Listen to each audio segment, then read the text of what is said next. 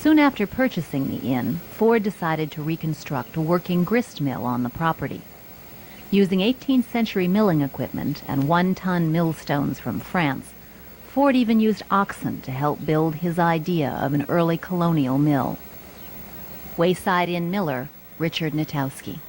In 1923, a hydraulic engineer from Philadelphia named John Blake Campbell read an article in a New York newspaper informing the reader that Henry Ford had purchased the historic Wayside Inn in Sudbury, Mass. for the purpose of restoring it, and he also intended to build a mill on the property. Well, water wheels and mills were Mr. Campbell's specialty since he was a hydraulic engineer. Eventually they got together here one day and toured the site. And the mill was finally completed in 1929.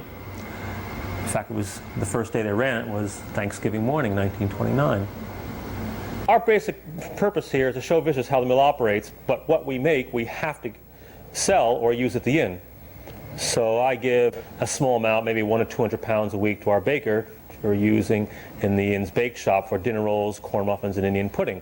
The rest I sell to the visitors who come here, and that amounts to 15 to 20 tons a year. Now, let me make something meaningful out of that. I can produce, if these stones are properly sharpened, now you have enough water, I can grind 12 tons in 24 hours with both sets of stones operating.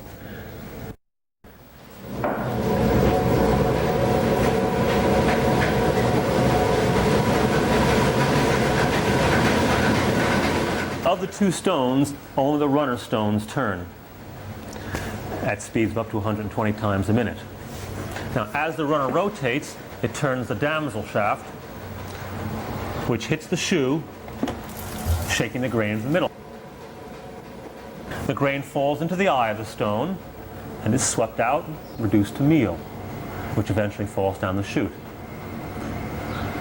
Now, my main job, as far as I'm concerned, is keeping it clean and also keeping the stones sharp or dressed.